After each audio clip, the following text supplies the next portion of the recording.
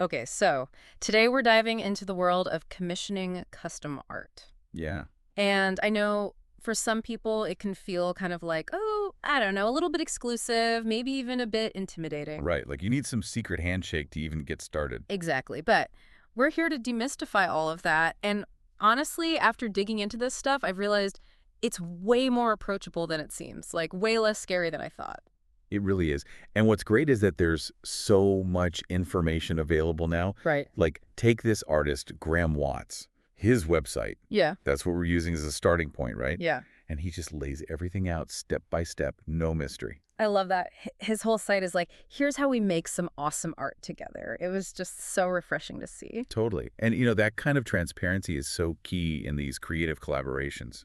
Absolutely. It benefits everyone involved. The artist knows they're capturing your vision. You know what to expect. No surprises.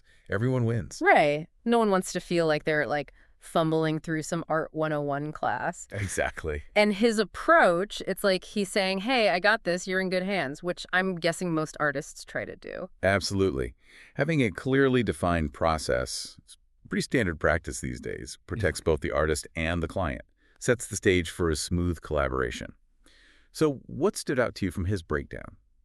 Well, first off, the detail. I mean, he really breaks it down into manageable chunks. From Right. that initial conversation of like, okay, what are we even trying to create here? To the actual design, the materials, the delivery, everything. And even if someone's not, in the market for a masterpiece right this second, Yeah. just understanding these steps is so insightful. Totally. It's like a behind the scenes peek into this whole world. Exactly. But okay, let's say you are thinking about commissioning a piece.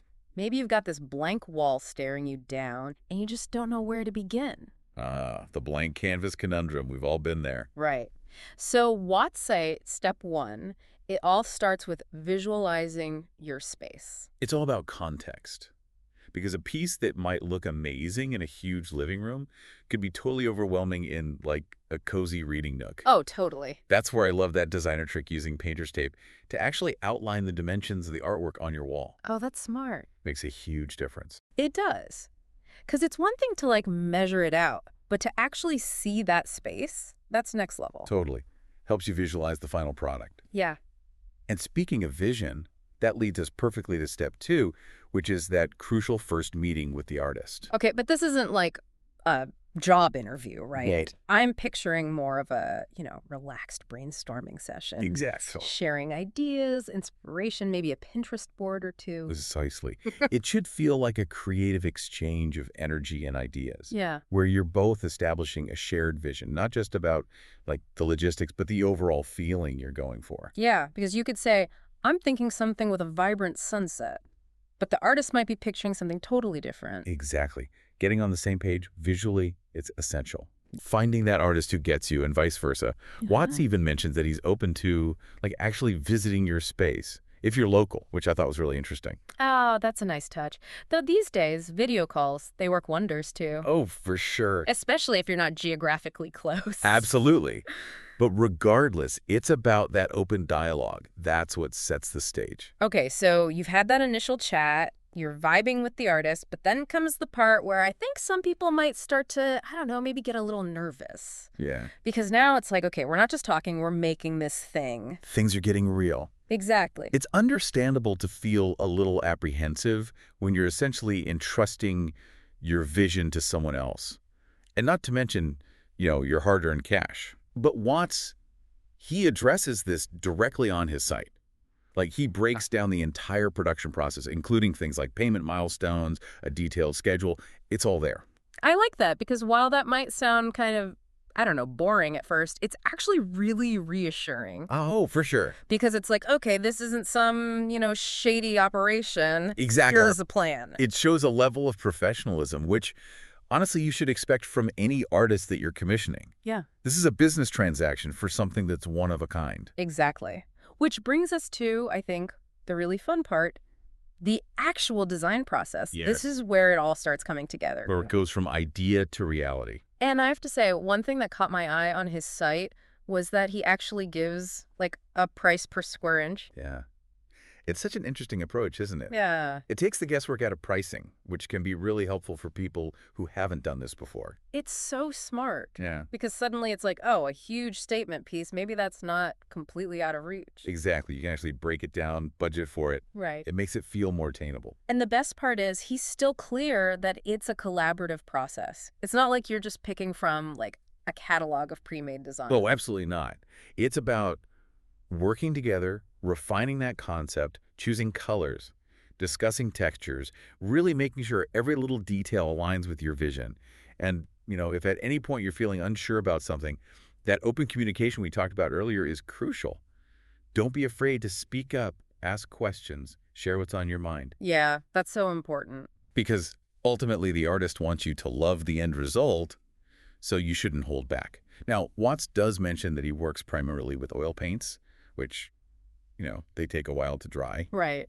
But he's really upfront about that, factors it into the overall timeline, which I appreciate.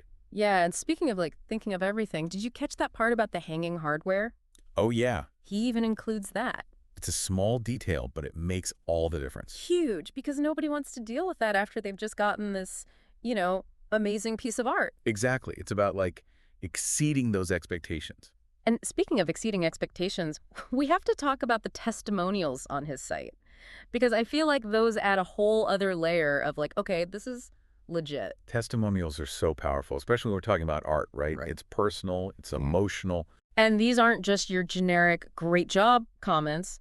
Take Sandy's testimonial. She's so specific about what she was looking for, how easy he was to work with. And that detail about, her house guests always complimenting the artwork. Genius. It's like subtle social proof. Subtle brag. Right, but it speaks volumes. That was effective. Before we go down the rabbit hole of analyzing testimonials, Right. there's one more I wanted to touch on. Kirk's. It's just, I don't know, it's different. It is. It's more, visceral. Yeah. It really captures that emotional depth a commissioned piece can have. Right. Yeah. It's like he's not just describing the painting itself, but the way it makes him feel. Exactly. He even talks about seeing the artist's mind's eye, which I thought was so interesting. It speaks to that deeper connection you can have with art. Right. It's not just about, oh, I have this pretty thing hanging on my wall. It's about connecting with the artist's vision, their craft, their unique way of seeing the world. And when you find a piece that really speaks to you on that level, whether it's commissioned or something you find in a gallery, it's more than just art, isn't it? It becomes a part of you almost. It becomes like a treasured possession, a conversation starter. Exactly. Okay, so we've covered a lot of ground here, but I think if there's one big takeaway from this whole deep dive into commissioning art, it's that it's not this impossible dream. Right. It's not just for the ultra wealthy or something. It's more accessible than people think. Exactly.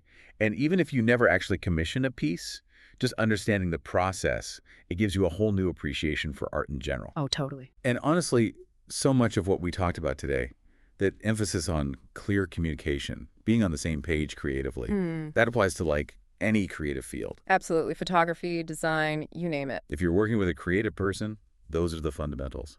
So on that note, dear listener, what would your dream commission be? A giant portrait of your cat?